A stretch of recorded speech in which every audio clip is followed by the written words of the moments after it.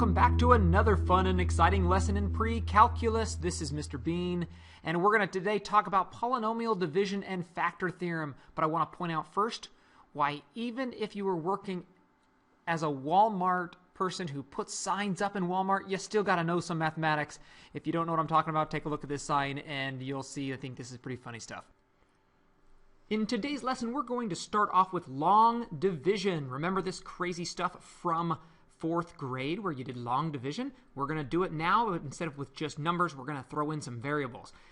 This is also going to be a really important skill for you to know for your next unit, because we're going to work with some other weird things called slant asymptotes, and this will be needed in order to do this correctly. Now, when you do long division, notice what I've done here. I've written out the divisor here, what we're going to divide by on the outside, and then we do our long division symbol thing and write in here. But notice I've got some extra things going on. I've got a 0x cubed, a 0x squared, and there's no such thing in here. I put that in specifically because I need to have what I like to call a placeholder. So if we're missing any terms, start with the largest and count your way down. If you're missing any terms, put a 0 there in front of it as a placeholder. It will help us keep everything organized and work out a little bit easier for us. First thing you do is you're going to take this first term here, the x squared, you ignore everything that comes after it. You take the first term and you divide it in to the first term that's underneath this symbol. So how do you do that? Well, the answer to that is going to be 2x squared. But how do you do that if you can't just do this in your head? Think of it off on the side here as a fraction. I'm going to take 2x to the fourth and divide it by x squared. And if you can think of it this way, then it's just a matter of simplifying the fraction to get you the 2x squared. Okay, next step after you have that. Where do you get this thing from? Remember in long division, whatever you have up here, then you multiply to the front. So I'm going to take 2x squared times x squared, 2x squared times 2x, 2x squared times 1, and that's where all of this comes from. And then if you remember from our fourth grade lessons, what do you do next? You subtract that entire line. And if you subtract it, you will get this. Now, it might be beneficial to you, instead of writing the negative here, if you'll just distribute it to there, and then to there, and then to there, then what really is happening is you will get rid of the negative in front, and you'll just write the opposite sign here. That becomes a minus, and then that one becomes a minus as well. That might help you with the 0 minus 4 to get negative 4. And the 0x squared minus 2x squared to get the negative 2x squared. And then we bring down these here. The 3x and the minus 1 just come down. Now you start the whole process over again. Okay, everything basically you've learned on long division, we just did it. Now we'll start again.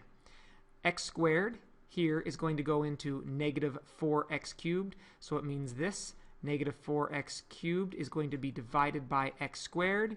And how many times does that happen? It goes in, this fraction reduces, and you get negative 4x. And then you start over. Negative 4x times x squared times 2x times 1. Just remember it's a negative.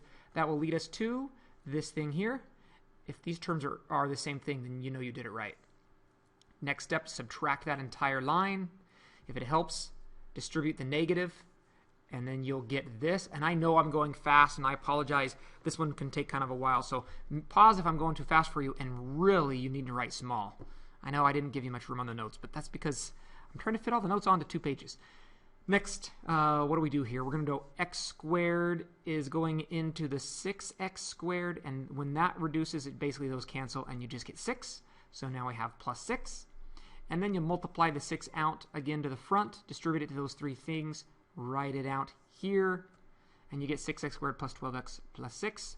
Subtract the whole line, and we get negative 5x. Again, you might distribute the negative if that helps you. Negative, make that a minus, make that a minus. Negative 5x minus 7. This is what is the remainder. Now, it's the remainder because x squared can no longer go into negative 5x. So this is our remainder. How do we deal with remainders? Like this. I'm going to write off on the side. Don't write this down yet, okay, because we're going to do it correctly. You add the remainder divided by whatever you were dividing by originally. So you take the remainder and divide by the original. So you have this little fraction at the end. The trick to this particular example is if you have a minus in front and a minus here, we're going to take the minus out and get this. The minus comes there, so then it's positive 5x and plus 7. That is your final answer to example number 1 in doing long division. Hopefully for many of you this was review, but I know it's one of the more challenging things that we do in Algebra 2. So to help you get one more chance at practice, you're going to pause this video and try number 2 on your own. And while you're waiting for me to do it, you can look at Mr. Bress's weird picture. And here's your answer. You should have 2x squared plus 8x plus 9 plus, and then the remainder was a 1 over 2x plus 4. So I've got all my work shown here. You can kind of pause and go through that. If you don't understand what is going on here, this would be a good opportunity for you to write some big question marks on the side of your notes to talk to your teacher about in class on this one. Now we are on to synthetic substitution and division. Synthetic substitution just means we're going to take this number 3 and we're going to plug it into the x values, but we're not going to do it quite just that easily. I know it sounds like, why would we do something harder? Well, in some instances, synthetic substitution is actually easier than what's called direct substitution. If we just plugged it into the x, that would be called direct. So what I'm going to do here is I'm going to make this little weird symbol. I'm going to write the coefficients 2, -5. Now, 3 is going to go on the outside. Sorry, I know this is confusing. Write this down as I'm getting this, and I'll explain this. The number you're plugging in goes on the outside. The coefficients of the standard form polynomial go on this first row. I'm going to have 2 rows of things here. I'm going to have another row right there in just a second. So I go 2 is for the x cubed term. -5 is the x squared term. Notice there's no x term. So that means there's a 0 in front of the x term since it doesn't exist. So I'm going to put a 0 right there. Again, it's like a placeholder. And then once I get down to the constant, that is a 10. Okay, now here's how we do synthetic substitution. You remember this maybe? You do nothing right here.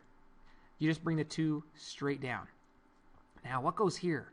You multiply this number 3 times 2. 3 times 2 is 6.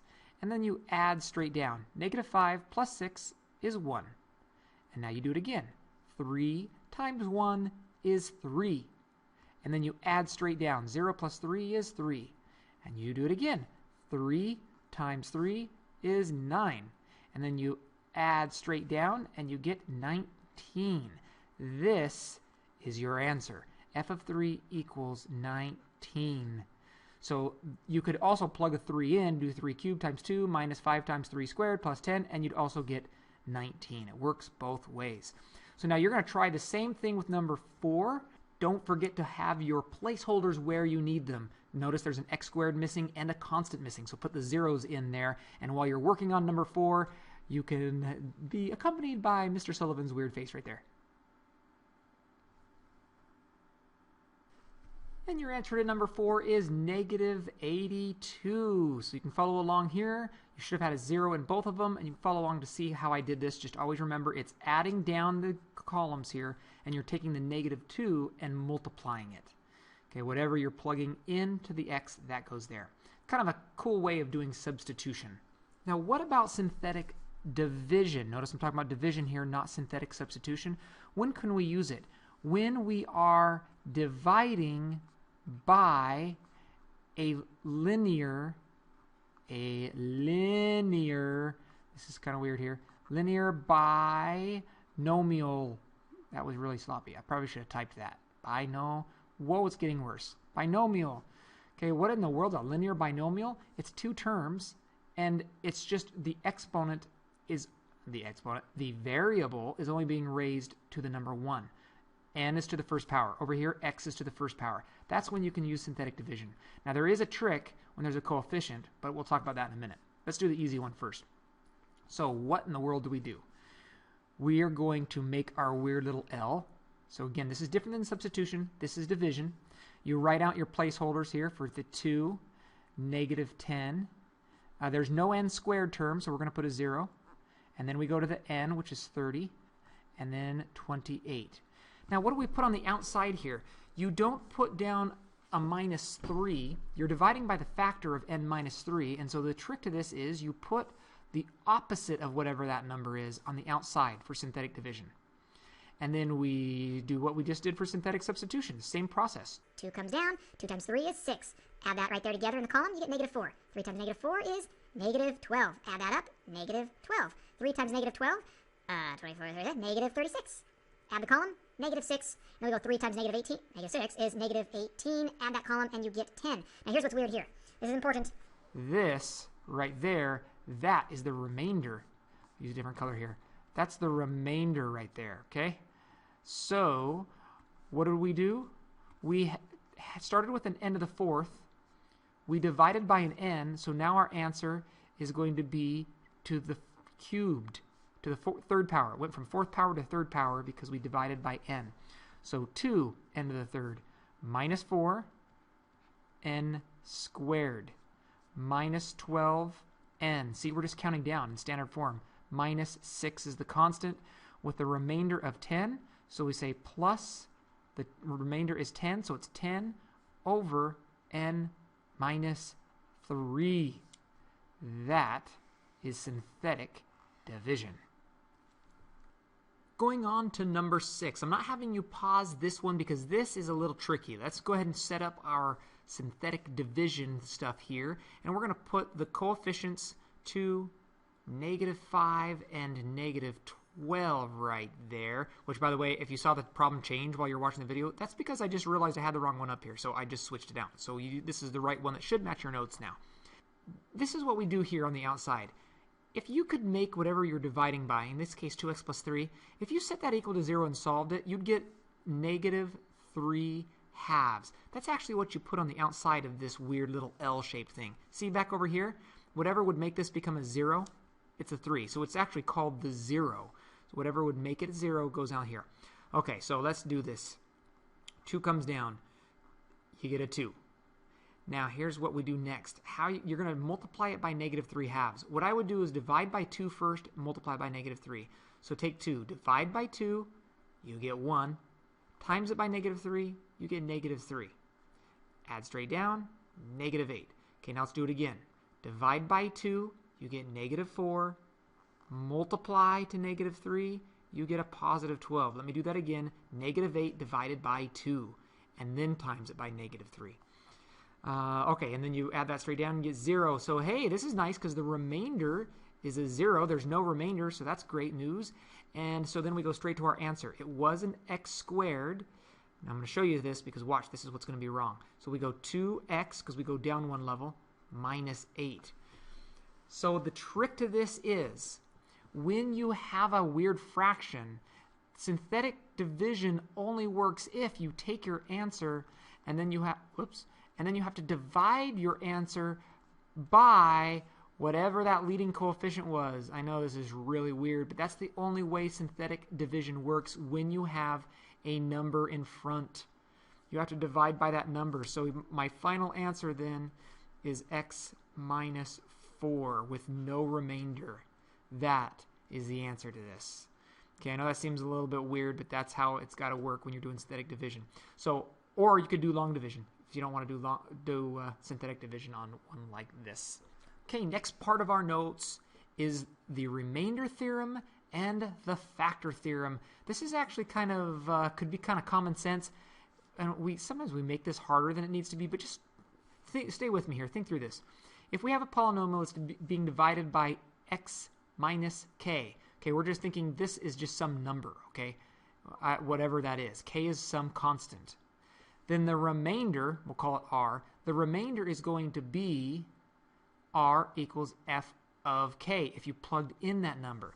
Okay, so for example, if we divided by the x plus 7, then that means that the remainder, some r remainder value, what we're talking about after we divide it, the r is going to be whatever the number is if we plug in -7. You plug in the opposite, or like the 0.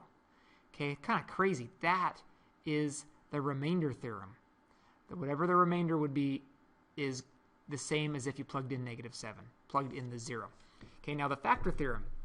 If we have x minus k, if that's a factor, again, same thing like up here, that's just some number right there, and it is a factor of the polynomial, whatever f of x polynomial is, if and only if, this is a key phrase here, if and only if, when you plug the number in, you get a 0.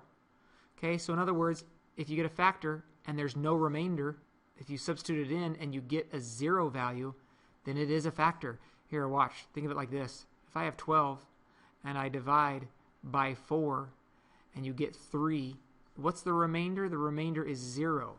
Okay, so these two things tie together. If the remainder, if it equals a 0, because that's the same thing as saying what the remainder is, see from up here? So if that remainder is a 0, or if we plug it in and you get a 0, then this original thing here was a factor. Okay, it'll make more sense as we do a couple examples with this. So here we have 1 0 that we're given for number 7. We're saying that 3 is a 0 of this whole big thing. What are all of the other zeros? Okay, so what that means is if 3 is a 0, then x minus 3 is a factor. So let's divide this thing by x minus 3, and then we can find all the other factors. So I'm going to use synthetic because I think it's easier to do. 2, negative 20, 66, negative 72. I'm going to put a 3 on the outside. Remember, it's the 0 that you put on the outside, or the opposite of the factor. And then we use synthetic. So 2 comes down, 3 times 2 is 6, negative 14. I'm just doing the multiplication fast here. 3 times negative 14, ooh, 30, 42, negative 42. Add those together, we get 24. And then 3 times 24, 48, 72, positive. Now, I knew this had to be a 0 right here at the end. It had to be. There had to be no remainder because we were told that 3 was a 0. Okay, so now what do we have left? Now we have 2x squared minus 14x plus a 24. And so now that we have that, we're looking for the other zeros.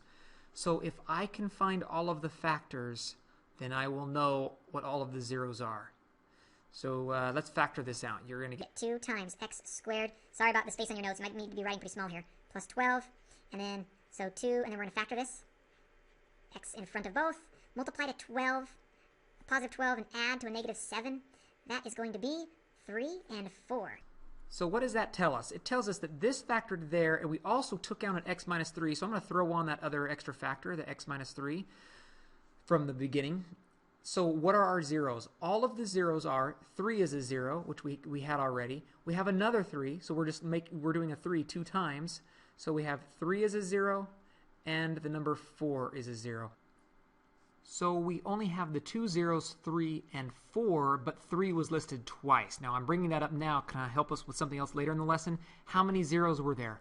1, 2, 3, but one of them was counted twice. So we really only have 2, but we counted up 3 factors. And why am I bringing that? Because that number right there, the degree was 3, and we have 3 zeros. Okay, I'm giving you a hint now because we're going to talk about that in a minute. Number 8 here, now you're going to try this on your own. Oop, that's a typo. I should fix it in your notes. That is supposed to be a minus 41 right there. So in your notes, if you're looking at your notes, it should be correct. And you're going to try this one on your own. Just remember, you're going to set up your synthetic division, and you're out of your 1/2 on the outside. So remember, there's something special you got to do with the 1/2. Look back at problem 6 to remind yourself if you're not sure about that. And while you're working on that one, you can have Mr. Kelly joining you with your progress while he's there with his biggest fan. Actually, that's probably his only fan. Okay, voila, I have no answer. And the reason I have no answer is because I can't factor this thing. You can look through and see what I did. I got the 2, negative 1682, and then I divided by 2 because of the weird 1/2 thing there, so I get smaller numbers. But this doesn't factor. So what you have to do instead, if it doesn't factor, sometimes people are like, I don't know how to solve this. Yes, you do. You use the quadratic formula. Okay, so we're going to go, I'll write down the quadratic formula here, solve that if you didn't get that far, and I'll have your answer appear here now. Just a sec. Pause now if you didn't do that. Try the quadratic formula. So with the quadratic formula, you should have ended up with this. 8 over 2 is 4. This becomes a negative 100, and so you get the square root of negative 100 and get 10i, but it's 10i over 2. So you get 5. All right, so you need to work out that a little bit if you're not sure. So there we have how many zeros? We had the 1 that was the real, 1/2, and then we have 2 imaginary zeros. So this is 2 zeros along with the 1/2 for a total of 3 zeros. And again, the degree was a 3. So what can we conclude? Look at number 9. If x equals 3 is a 0 of some function, what else can we conclude? I want you to write these 3 things down. I got 3 things for you. If x equals 3 is a 0, then x minus 3 is a factor. If x equals 3 is a 0 and x minus 3 is a factor, then x equals 3 is also an x-intercept on the graph. And if x equals 3 is an x-intercept, we also know that x equals 3 is a solution to this equation of when does y equal 0? Y equals 0 when x equals 3. Okay, these four things are all interchangeable. Very important to be able to know they all mean the same thing, and you can interchange them however you want. That's a very useful thing as you're going through a lot of the problems we'll be doing today. Next, problem number 10. I've given you a graph here. You have the window so you can tell what the scale is, and you're supposed to figure out what all of these zeros are. Well, what are all of these zeros? You can't just tell by looking at them, and even if you use the calculator and graph it, you're going to get a decimal answer.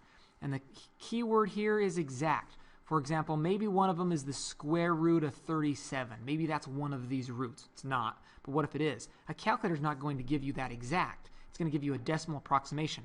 So if we want exact, we're going to have to use some of our cool algebra skills, and that is use one of these zeros. I can't tell where that one is. I can't tell that one. I can't tell that one, but one of them I'm always going to make it obvious for you. That is at 1, 2, 3. So I have a 0 at x equals 3. Well, if that's a 0, that also means that x minus 3 is a factor, and we could divide that from this, because if we can find all the factors, then we have all 4 zeros. Notice there's 4 zeros because the degree is 4. Okay, so let's do it. Let's divide it out. So we're going to go 3. -8, -12, 24, and 9. And then over here I have a 3 on the outside. Now I'm going to pause and have the rest of this part appear so we can get what we're going to work with next to factor. Okay, here's the divided polynomial now. And write this down if you don't have that. That's just kind of, I didn't want to take up a bunch of video time to do that we've already been practicing. But now we have to factor, which we learned a lot of this stuff in the last lesson. How do we factor something with 4 terms?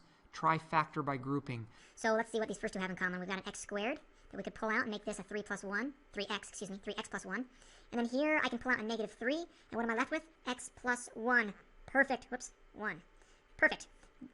No, 3x. Sorry, 3x plus 1. So since these are the same, I can then go down to 3x plus 1 times x squared minus 3. Okay, so remember the whole point of this was to be able to try and find the zeros. And we know that x minus 3 was also a factor. So what I have listed here are all of the factors of this original polynomial. So what are the zeros? You take each one of these and set it equal to 0. So you're going to end up with, our zeros are going to be -1/3. You're also going to get a 3 from this one. What about this one? When you take x squared and set it and add the 3 to both sides, and then you're going to get that x equals plus or minus the square root of 3. So we have how many answers? 4. We have those 2 and that one. There's our 4 answers. -1/3, 3, square root of 3, and negative square root of 3. That's how you get the exact problems. Okay, we are almost done. Here we have the fundamental theorem of algebra. Can you believe this? Made it all the way to pre-calculus, and now you're finally learning the fundamental theorem of algebra? I know, weird, huh? So what is it? I've actually been giving you hints a little bit along the way, and that is that if you have some polynomial and it has a degree n, then y equals 0, or f of x equals 0, has n solutions. Okay, between the real and imaginary solutions, this basically means this. Okay, watch. If I'm going to, let's just draw a graph. If I have some xy coordinate plane and I've got a graph that does this, okay, we'll say that it's cubic, it's something to the 3rd power, then it has exactly n solutions. It's going to have, in this example, it has 1 real solution and 2 imaginary solutions, wherever those imaginary solutions are. Okay, that's kind of weird, like imaginary solutions. Well, yeah, that's the way this works. Just like on our last problem, not on our last problem, but on one of the problems back here at whatever problem we was, back on number 8, we had 2 imaginary zeros. That's what we're talking about here. Between the real and imaginary, you have a total of the degree solutions. Okay, also, imaginary zeros always come in pairs, in conjugate pairs. What in the world's a conjugate? It means that if you have 1 plus 2i as one of the zeros, you're also going to have its conjugate, which is 1 minus 2i. Okay, it's always got a buddy. They're always going to be in pairs, and so that kind of makes it a little bit easier. If you have one imaginary zero, you'll have 2. So to end our notes, real simple. What is the name of the other zero if 3 plus 2i is a 0? It's the conjugate buddy, 3 minus 2i. What about this one? What's the conjugate buddy here? Some of you are going to just change this to a plus. That's not right. This one would be negative 7i minus the square root of 5. You change the imaginary part, not the real part. This is a real number, square root of 5. It's the imaginary part that you change to get the conjugate. So you change that one for there. Okay, we're done. This is Mr. Bean signing off. I think you're ready to rock that mastery check. I'm going to send you off with a funny commercial from Coke Zero. The reason I'm tying this into this lesson, because we've been talking about zeros the whole time. So it's kind of funny thing, and then I will see you back in the next lesson.